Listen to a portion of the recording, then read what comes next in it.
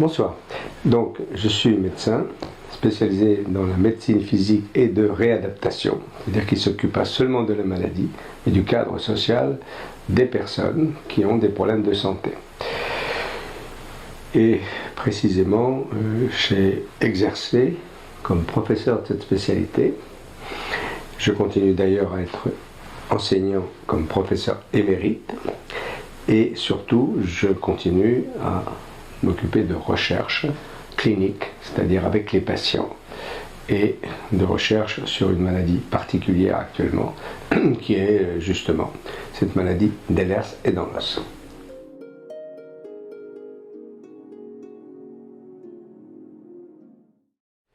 Eh bien, c'est une rencontre. C'est une rencontre complètement fortuite, dans le cadre de mon activité passée, dans le service de médecine physique et de réadaptation du CHU Henri Mondor à Créteil, où j'ai créé un service.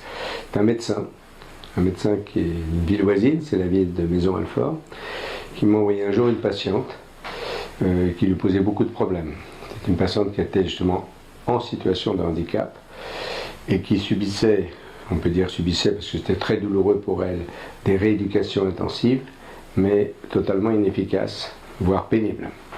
Et cette personne, je l'ai reçue, je l'ai examinée, j'ai trouvé très rapidement deux signes importants qui étaient les signes que j'avais appris pendant mon internat pour diagnostiquer une maladie qui s'appelle Ehlers et dans l'os. Ehlers dans l'os. Et ces deux signes qui étaient plus ou moins connu, pas de tout le monde, en tout cas on me l'avait appris, et j'avais déjà vu des patients avec cette maladie, c'était que la peau était très étirable, on pouvait étirer la peau sur une grande longueur, une certaine longueur, et aussi les articulations étaient très souples. Cette personne avait à la fois une mobilité articulaire importante et aussi cette étirabilité de la peau. J'ai donc fait le diagnostic de maladie de Ehlers et dans l'os. Ehlers est un Suédois, dans l'os est un Français.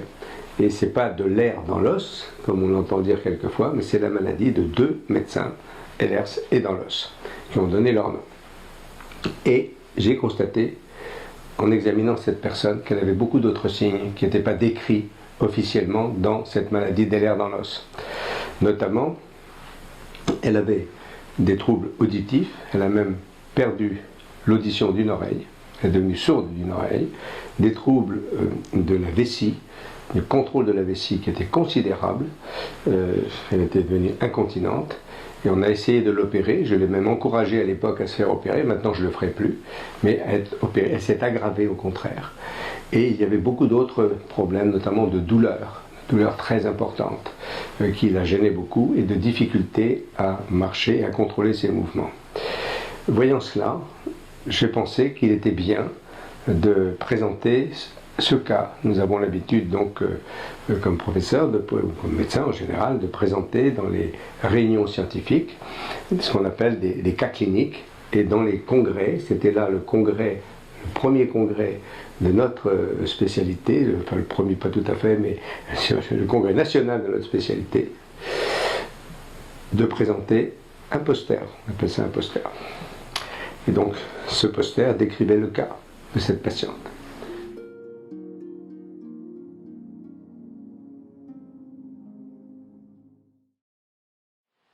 Je reçois la visite d'une personne, d'un médecin, qui était atteint de cette maladie, qui avait créé une association de patients, c'était la première, qui était en fauteuil roulant, et qui vient me voir en me disant « Mais vous vous intéressez à Ehlers et dans l'os ?» Je dis « Oui, à propos de ce cas, mais habituellement, je n'ai pas d'autres cas qui sont suivis. » Il me dit « Mais est-ce qu'on pourrait vous envoyer des patients? Parce que nous avons une association. Et cette association, eh bien, fait que chaque fois qu'on voit des médecins, ils nous prennent pour des folles. Folles. Parce que beaucoup de femmes.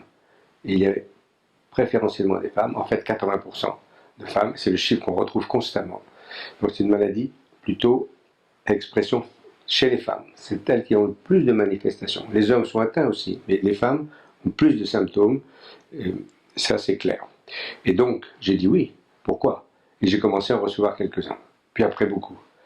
Et quand j'en ai reçu 177 exactement, je me suis rendu compte que le diagnostic n'était jamais fait. Le retard moyen était de 23 ans. C'est-à-dire quelquefois il fallait attendre 50 ans pour que le diagnostic soit fait. C'est quand même extraordinaire en médecine d'attendre aussi longtemps pour un diagnostic. Et donc, voyant cela, ayant écouté ces 177 personnes, j'ai donc fait ce qu'on appelle, nous, en médecine, pour la préparation de concours d'internat, une véritable question d'internat. Et je l'ai mise sur un site, parce qu'à l'époque, on commençait déjà à faire des sites pour les étudiants, et pour mes étudiants de l'université, j'avais ce site où je mettais des textes, des exposés sous forme de diaporamas et autres. Et donc j'ai mis cette question-là sur mon site. Mais, entre-temps, Internet a évolué.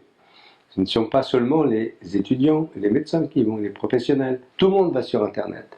Ce qui s'est passé, c'est que les personnes qui cherchaient l'origine de leur maladie, au hasard, cliquaient pour avoir, par exemple, pourquoi douleur et constipation, pourquoi les pieds froids et troubles en thermorégulation, c'est-à-dire on est frileux, etc. Et augmentation de l'audition, hyperacousie, on entend trop les bruits, et puis on est gêné, et en 0,3 secondes, il tombait sur ce site. Il lisait, et il disait, mais c'est pas ce qu'on m'a dit, je n'ai pas de fibromyalgie. On m'avait dit fibromyalgie, mais non, c'est pas une fibromyalgie, c'est exactement ce que j'ai. Ce n'est pas une sclérose en plaques. Parce que très souvent, quelquefois, le diagnostic n'étant pas connu, les erreurs diagnostiques sont importantes. Et d'autres, asthme, etc. Et donc, de cette façon, ils m'ont contacté, je les ai vus, et j'ai écrit à leur médecin, non, non, ce n'est pas une fibromyalgie, non, ce n'est pas une sclérose en plaques, non, ce n'est pas une spondylarthrite ankylosante, non, ce n'est pas une maladie de Crohn, etc., non, etc. Et un certain nombre de maladies qu'on connaît bien maintenant, parce que ce sont les maladies qu'on prend à la place comme diagnostic du syndrome de Ehlers-Danlos, et à partir de là, je me suis retrouvé avec beaucoup de patients. Ça a commencé comme ça.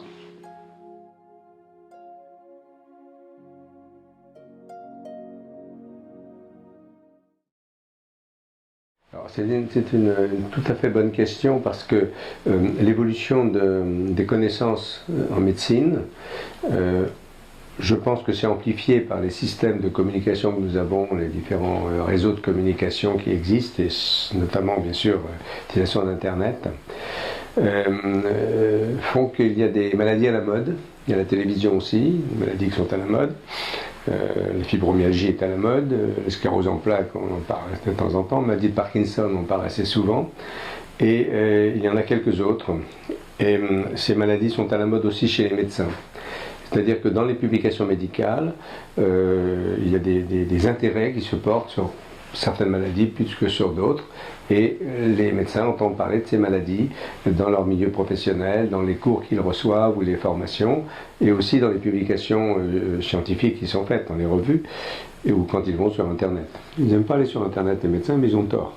Il faut qu'ils aillent sur Internet. Et donc, de toutes ces façons-là, petit à petit, ils ont quelques idées en tête, quelques maladies en tête, quelques idées a priori, et je dirais presque des préjugés. Et ils entendent parler de certains symptômes, aussitôt ils vont plutôt penser à telle maladie qu'à telle autre. Le syndrome d'Ehlers-Danlos n'est pas parmi les maladies à la mode. Ça c'est absolument clair. Il n'est jamais évoqué. Et la différence, c'est qu'il y a beaucoup de maladies qui sont évoquées à sa place.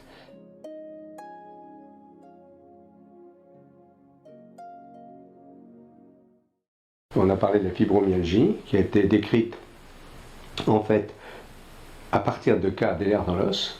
Nous avons les preuves historiques maintenant, les preuves scientifiques avec les publications, et les symptômes que l'on donne pour la fibromyalgie sont ceux du syndrome d'Ehlers-Danlos. Donc les erreurs diagnostiques sont fréquentes. En tout cas, le non-diagnostic Ehlers-Danlos est fréquent. Et d'autre part, il y a beaucoup de manifestations du syndrome d'Ehlers-Danlos qui sont des manifestations considérées comme ordinaires. Et avec les patients que nous examinons, c'est un peu difficile, parce que quand on leur demande « Ah, est-ce qu'il vous arrive de saigner des dents ?» Des gencives, pas des dents bien sûr. Pas des dents, mais c'est des gencives. Ah, bon, Est-ce que ça vous arrive? Non, enfin comme tout le monde. Tout le monde, il pense que tout le monde saigne des gencives, c'est pas vrai. Et puis d'autres, c'est le problème de constipation. Alors, l'histoire classique, c'est que je rencontre de temps en temps, c'est la jeune fille qui a 17-18 ans, qui vient avec sa maman, parce qu'on suspecte un syndrome des nerfs dans l'os, et je lui demande, est-ce que vous êtes constipé? Elle me dit non.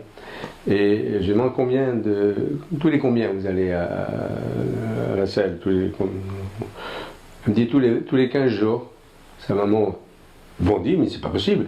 Elle ne le savait pas. Mais pour la jeune fille, c'était normal, tous les 15 jours. Et donc on s'inscrit une norme, parce que c'est une maladie, on en reparlera, c'est une maladie héréditaire qui existe dès la naissance. Les difficultés existent dès la petite enfance, dès qu'on est né en fait, et même avant. Et de ce fait, les manifestations de cette maladie, on s'y habitue, on considère que c'est normal. C'est normal aussi, disent certaines, et ça fait mal d'entendre ça, certaines femmes qui racontent qu'enfants, même les enfants le disent aussi, parce que les paroles se débloquent, se libèrent. Et justement, ces femmes qui racontent que quand elles étaient petites filles, elles avaient tellement mal quand elles couraient, elles pensaient que c'était normal, que toutes les autres petites filles avaient mal aussi. Mais elles envoyaient la douleur, elles projetaient la douleur, ça s'appelle l'hypnose, elles projettent la douleur sur un garçon, et la douleur diminuait ou disparaissait. Et parce qu'ils pensent que c'est normal d'avoir mal, ils pensent que c'est normal d'être constipé, ils pensent que tout est normal. Et c'est souvent difficile de faire le diagnostic, et alors même le grand public, le médecin, oui, mais vous êtes fatigué, mais tout le monde est fatigué. Vous avez des douleurs, tout le monde a des douleurs. Vous avez mal dans le dos? Bon, bien sûr, tout le monde a mal dans le dos. Bon, vous êtes constipé? Bon, c'est rien du tout. Et vous faites des bleus. Bon, alors ça n'intéresse pas les médecins. Les bleus, on fait des bleus, c'est un signe très important, c'est-à-dire des hémorragies sous-cutanées, séchymose, des bleus. Et non, on ne fait pas trop attention. Bon, oui, c'est parce qu'ils se cognent, parce qu'ils bougent. Oui, mais c'est un signe important du syndrome, c'est un signe de fragilité des petits vaisseaux, et ça peut être grave, parce qu'on peut faire des saignements importants. Voilà, donc les symptômes sont quelquefois confondus avec ce qui est ordinaire. C'est vrai qu'il y a la fatigue, c'est le trouble du sommeil, c'est banal, vous comprenez, tout est comme ça, mais c'est pas vrai.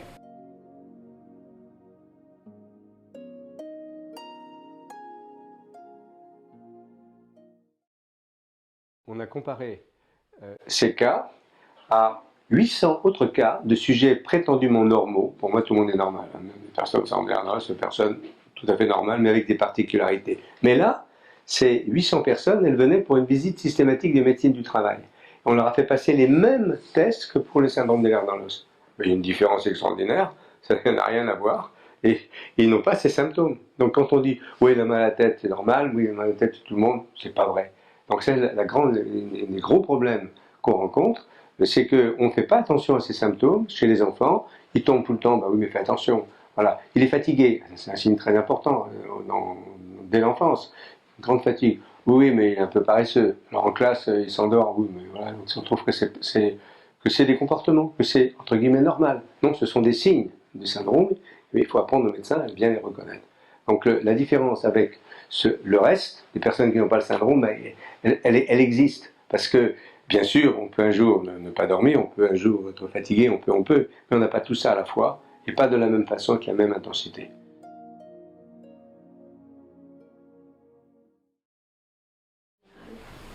La réponse est non. Et même fermement non. C'est très étonnant, il est très étonnant qu'une maladie quand même aussi fréquente ne soit jamais diagnostiquée pratiquement, ou avec un tel retard. C'est catastrophique pour les personnes. Et d'autre part, la sévérité de cette maladie existe. Les personnes sont fragiles. Alors, elles sont fragiles sur le plan physique. On a parlé des hémorragies. On saigne facilement. Si on prend des anticoagulants, par exemple, parce qu'on pense qu'il y a une phlébite, diagnostic difficile dans le syndrome, mais on risque des hémorragies très graves. Si on opère et qu'on ne sait pas qu'il y a le syndrome, ça peut saigner l'opération, et en même temps ça cicatrise mal. Et puis il y a d'autres complications qui peuvent survenir, les tissus sont fragiles. Un chirurgien, dans un enseignement qu'on a fait, qui opérait une vésicule, parce qu'il y a des accidents avec les vésicules. On a beaucoup plus de calculs de la vésicule dans cette maladie qu'ailleurs. Il faut les enlever parce que la vésicule est fragile On peut être perforé, ça fait des péritonites. Les péritonites, les gens connaissent ça à cause de l'appendicite. Et justement, c'est dangereux. Et c'est peut-être mortel. Il faut le savoir. Donc il peut y avoir des accidents très graves. Et justement, dans ces cas-là, si on n'est pas prévenu, on peut faire de grosses bêtises. Et d'autre part, il y a les fragilités des artères qui font qu'on peut avoir ce qu'on appelle des anévrismes, c'est-à-dire des développements des artères qui grossissent parce que c'est souple, deviennent grosses, ça forme ce qu'on appelle un anévrisme en médecine. Cet anévrisme peut éclater, c'est embêtant. Évidemment, c'est dans le cerveau ou au niveau de l'aorte ou d'une branche de l'aorte.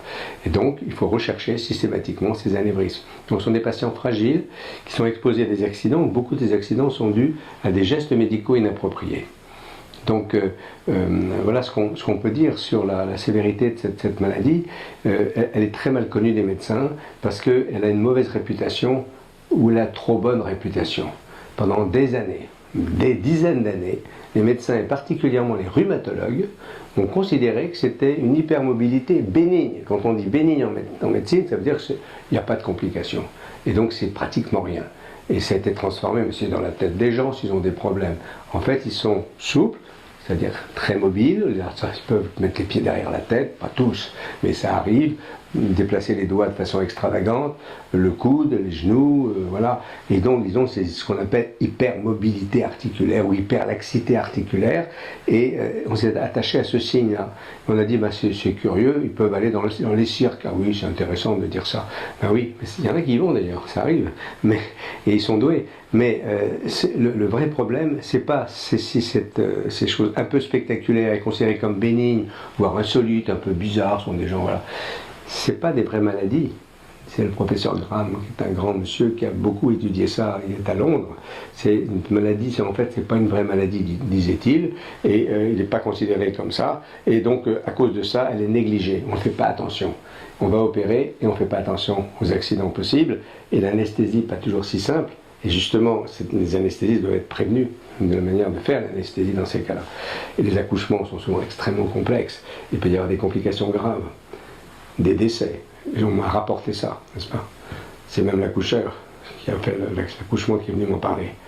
Et il était un peu embêté, c'est le cas de le dire. Mais vous comprenez que c'est des patients qui peuvent risquer des complications. Si on les connaît à l'avance, si on sait comment faire l'accouchement, si on a recherché s'il y a un anévrisme et on l'a opéré à temps, enfin, tout peut aller très bien. Voilà.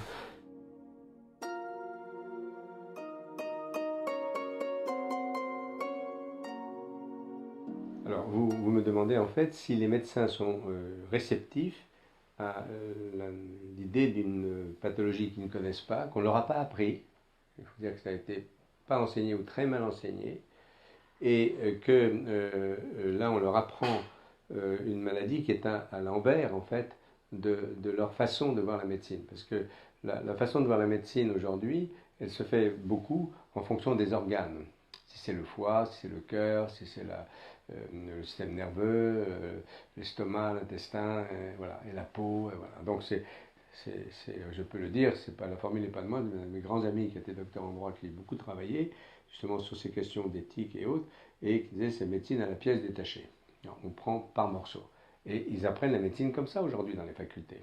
Et je suis professeur, je le sais bien. Moi, j'enseigne pas cette médecine, j'enseigne une médecine globale. Mais justement, ils sont orientés vers ça. Et quand ils s'occupent d'un organe, ils ne pensent pas qu'un autre organe peut avoir aussi quelque chose. Ou ils pensent que c'est une autre maladie. Alors c'est extrêmement compliqué. C'est le monde à l'envers. C'est le monde à l'envers au niveau de la façon d'aborder les malades. C'est-à-dire, là, c'est une maladie qui touche tous les organes parce que c'est une maladie du tissu conjonctif, c'est-à-dire de ce qui constitue les os, la peau, les muscles, l'intestin, la vessie, les cheveux. Tous nos tissus sont faits avec le même modèle, qui s'appelle conjonctif. Et ce modèle conjonctif a un défaut. Un défaut qui est dû à un problème au moment peut-être de la conception, en tout cas avant la naissance, et qui fait qu'on a une maladie qui en plus est transmissible, et largement transmissible, parce que tous les enfants, dans notre expérience, à nous, de cliniciens, on est en désaccord avec certains généticiens, mais nous le voyons tout le temps dans nos consultations, tous les enfants ont le syndrome, plus ou moins, mais ils l'ont. Donc, on sait que c'est cette vision générale, globale de tout le corps. C'est pas la vision pour les médecins, ils ont du mal. Quelquefois, d'ailleurs, ils connaissent, surtout certains spécialistes, très bien leurs organes, mais ils sont mal à l'aise avec les organes des autres. Et donc, c'est un grand problème. L'autre problème, c'est qu'on a appris aux médecins quelque chose qu'il faut vraiment réformer. C'est qu'il faut se méfier du patient. Parce qu'il y a les faux patients qui racontent des histoires. C'est pas vrai, j'en ai jamais vu. Une longue expérience professionnelle, je n'ai jamais vu quelqu'un qui me raconte des histoires en venant me consulter. C'est pas vrai. Par contre, on pense que justement, parce que les personnes ont des troubles psychiques, sont malheureux, il y a des traumatismes dans l'enfance, des choses de ce genre, eh bien, il y a précisément ce qu'on appelle une somatisation, c'est le terme soma, c'est le corps, c'est-à-dire qu'ils s'expriment par le corps, par exemple des douleurs, ou bien des maladresses, ou bien de l'insomnie, ou bien voilà.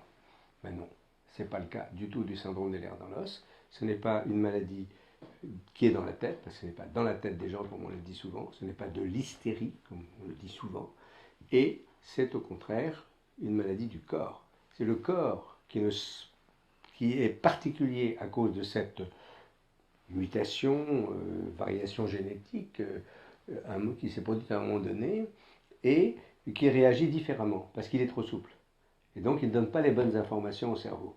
Et c'est une maladie dans laquelle le cerveau est tout à fait bien, mais le corps, lui, est très particulier. Et à cause de ces particularités, il donne des informations déformées, très souvent dans le sens de l'exagération, par exemple beaucoup de douleur, mais aussi il y a la lumière qui gêne, il y a les oreilles les sons qui sont trop forts, il y a l'équilibre qui est trop fragile, on a des vertiges facilement, et il y a aussi le problème de la position du corps et la perception de l'environnement qui sont déformées à travers toutes ces informations, soit exagérées, soit quelquefois diminuées, soit fausses.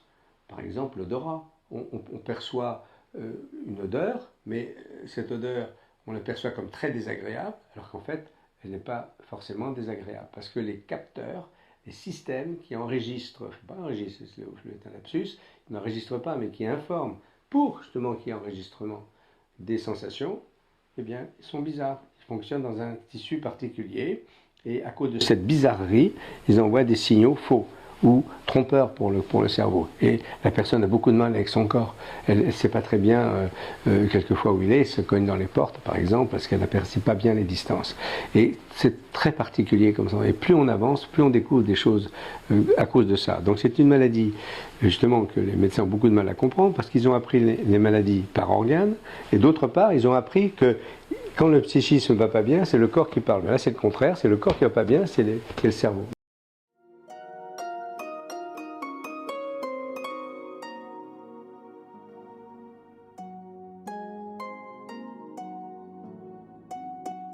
Il parle aussi d'une façon qu'il faut savoir, parce que pour compenser tout ça, le cerveau, il fait tout ce qu'il faut. Et notamment, on devient très intelligent, parce qu'il trouve des stratégies, nous pensons, pour arriver à compenser les difficultés de perception et pour s'adapter aux situations. Eh bien, les patients que nous voyons sont tous intelligents, ils sont premiers en classe en général. Et puis, de mes anciens patients, ça fait longtemps que je fais ça, il y en a qui sont devenus conseillers de ministre, ben oui, et ils réussissent très bien, ils rentrent dans les écoles, les facultés, ils réussissent très bien, sauf la fatigue, les douleurs, etc., qui viennent. Donc il faut freiner ça, mais ce sont des personnes douées dont on a besoin, parce qu'une fois qu'ils sont en poste, certains font le travail de 3, 4, jusqu'à 7 personnes, parce qu'ils peuvent faire plusieurs choses à la fois, tellement ils sont malins. Donc ce sont des personnes de grande qualité, et ce sont des personnes qu'il faut respecter, il faut comprendre, et puis justement arriver à trouver faire comprendre aux médecins et à tout le monde, à la famille, aux conjoints par exemple, au père par rapport à un enfant, etc., faire comprendre ce qui se passe pour qu'ils n'interprètent pas en fonction des idées préconçues, ils ont fait exprès, il est de mauvaise volonté, il est mauvais, etc. Pas du tout. Et même par rapport à ça, je remarque une chose, c'est qu'ils sont très ouverts sur les autres. Ils sont très attentifs aux autres, ils sont même très sensibles, ils sont émotifs et ils sont attentifs à la peine des autres, aux difficultés qu'ils rencontrent. Il n'est pas étonnant qu'ils choisissent souvent des métiers en rapport avec un service aux autres. Des infirmières, des aides-soignants, des auxiliaires de vie, des gens qui s'occupent de travail social, des médecins. Voilà. Donc, c'est une population tout à fait intéressante qui est mal comprise par les médecins parce qu'ils ont appris une médecine qui ne convient pas à ces personnes-là. Donc le problème, c'est de renverser ça, c'est pas facile. Parce que les préjugés, c'est très difficile. C'est la formule d'Einstein. Hein. Einstein disait qu'il est plus facile de détruire un atome qu'un préjugé. Et moi je dirais c'est encore pire chez les médecins. Parce qu'ils ont appris les choses, il y a une structure, on leur a appris d'une certaine façon, et on leur a peut-être pas assez appris qu'il faut changer ses idées, ou éventuellement les laisser complètement de côté pour faire autre chose.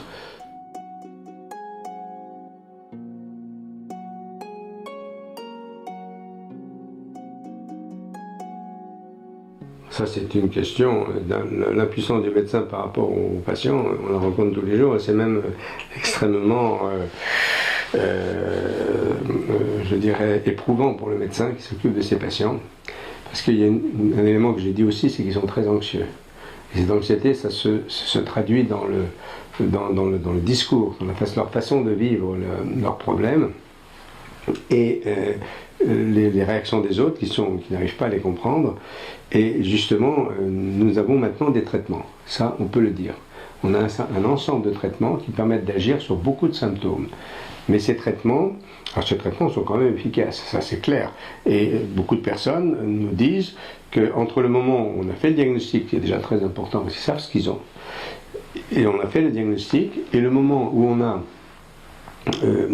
obtenu des résultats par des traitements appropriés, notamment des systèmes qui sont des moyens de retrouver des sensations du corps, et notamment des vêtements spéciaux, ce qu'on appelle des orthèses, et aussi des semelles, tout simplement orthopédiques, mais aussi d'autres choses, et aussi une trouvaille que nous avons faite, c'est l'oxygène, leur donner un apport complémentaire d'oxygène, car ils manquent en fait d'oxygène pour des raisons qui s'expliquent par leur maladie, et d'autres traitements. On a obtenu des améliorations souvent très spectaculaires qui font que ces personnes vont beaucoup mieux. Mais ce n'est jamais vraiment gagné en fait.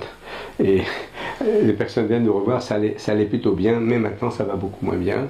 Et c'est une maladie à évolution variable, assez imprévisible, et dans laquelle on est quelquefois complètement en échec. Ça c'est vrai, notamment pour les douleurs. Et c'est très difficile souvent. Donc il y a des résultats très positifs, mais seulement le médecin, il ne doit jamais lâcher, il ne doit jamais abandonner. Et surtout dans cette maladie, on continue et on est en train d'imaginer de chercher d'autres traitements associés à ceux que nous avons déjà, ou en remplacement, pour obtenir des résultats. C'est ainsi que par exemple on tend à utiliser un froid très intense, ça se fait maintenant, comme pour les sportifs. On l'utilise, on commence à utiliser aussi la marche en apesanteur, avec un soulagement. On a des espoirs de ce côté-là. Ça, c'est dans le cadre plutôt de la recherche. Mais c'est une recherche qui peut s'appliquer rapidement.